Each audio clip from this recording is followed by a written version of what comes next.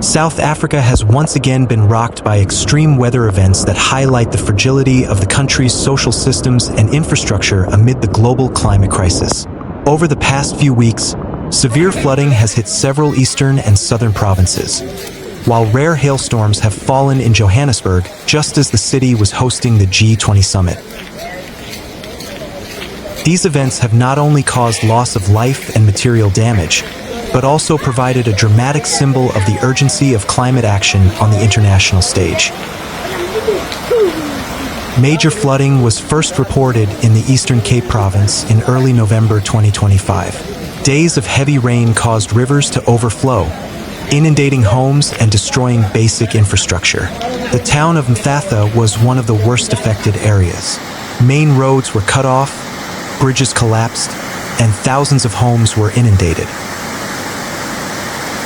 The local government reported at least 49 deaths as a result of the flooding, making it one of the deadliest weather disasters in South Africa this year.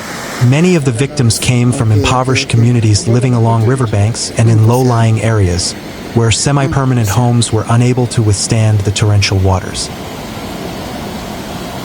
In KwaZulu Natal, a province previously hit by major flooding in 2022, the situation worsened again. Rivers overflowed, inundating farmland and cutting off road access between towns.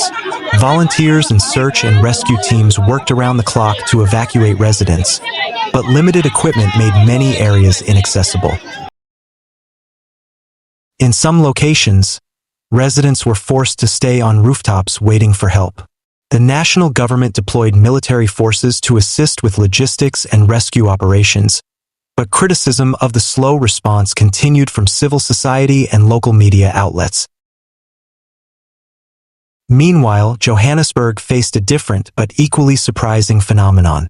On November 22, 2025, heavy rain pounding the city suddenly turned into hail accompanied by lightning and thunder.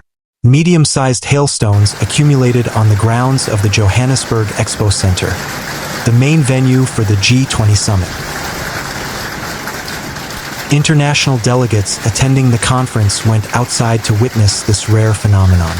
Many recorded and shared the moment on social media, making it go viral within hours. Hailstorms in Johannesburg are not uncommon, but they are rare with this intensity, especially coinciding with an international climate event. The flooding and hailstorms highlight South Africa's vulnerability to climate change. Meteorologists explain that extreme weather patterns are becoming more frequent due to global warming. Higher sea temperatures in the Indian Ocean are triggering heavy rainfall in the eastern coastal areas, while atmospheric changes are increasing the likelihood of thunderstorms producing hail in the Gauteng highlands. The combination of natural factors and weak infrastructure exacerbates the impact of disasters. Johannesburg's Juksky River, for example, has long been known as a flood-prone area due to pollution and blockages. Volunteers even installed trash nets to prevent blockages, but these efforts were insufficient to address the volume of overflowing water. Socially, this disaster exposed stark inequalities. Poor communities along riverbanks and in informal settlements were the primary victims. Their fragile homes were unable to withstand the floodwaters, and access to aid was severely limited. In contrast, upscale areas in Johannesburg were relatively safe thanks to improved drainage systems and sturdy buildings. This inequality has sparked debate about climate justice and the responsibility of governments to protect all citizens without discrimination. The G20 summit in Johannesburg became a political stage fraught with symbolism. World leaders discussing the climate crisis suddenly witnessed the real impacts of extreme weather events. The hailstorm that fell during the conference was seen as a stark reminder that the climate crisis is not just a theory, but an already real reality.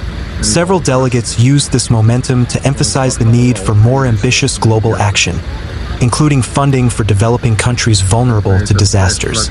South Africa itself called for international solidarity to help build community resilience and improve infrastructure.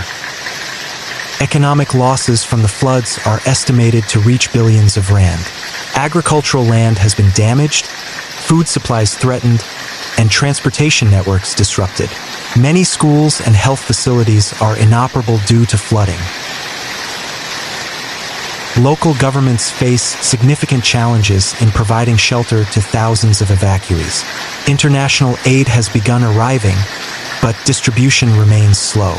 Humanitarian organizations emphasize the importance of better coordination between the government, the military, and civil society. From a scientific perspective, this event provides important research.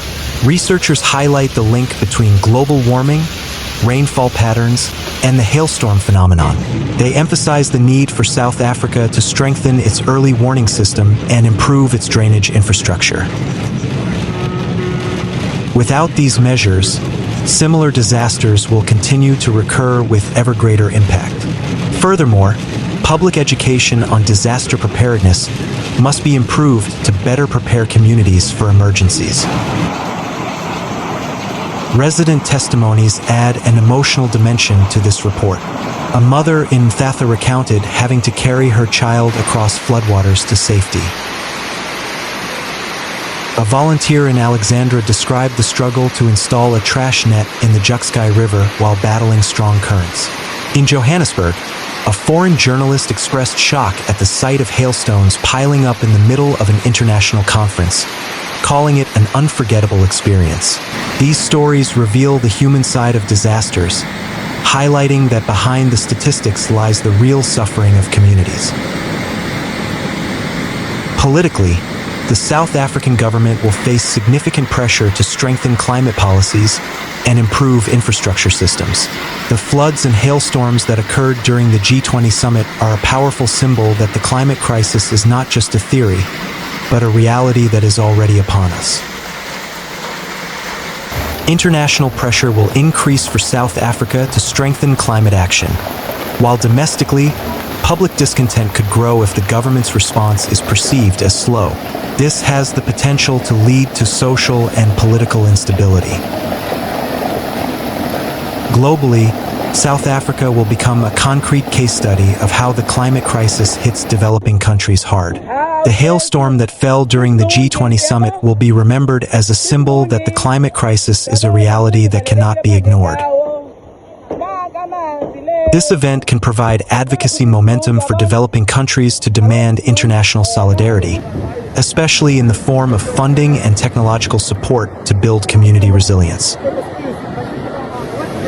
Ultimately, the floods and hailstorms in South Africa are more than just weather events. They are a reflection of the global climate crisis, social inequality, and systemic weaknesses. This disaster demands a deep reflection on how societies and governments respond to the challenges of our time. The future impacts of floods and hailstorms in South Africa will be increasingly complex and widespread. Without serious adaptation and mitigation measures, the country will face a cycle of recurring, increasingly severe disasters. However, if this momentum is harnessed for policy reform, infrastructure improvements, and international solidarity, South Africa could become a model for how a country can rise to the climate crisis. The report concludes with a clear conclusion. South Africa faces the dual face of extreme weather, deadly floods and rare hailstorms. The floods claim lives and expose infrastructure weaknesses, while the hailstorms in Johannesburg are a dramatic symbol of the climate crisis that can no longer be ignored. This event underscores the need for climate policy reform, improved drainage systems, and international solidarity to build community resilience. The world cannot afford to delay action any longer. South Africa has issued a stark warning, and now it is the global community's turn to respond with concrete action.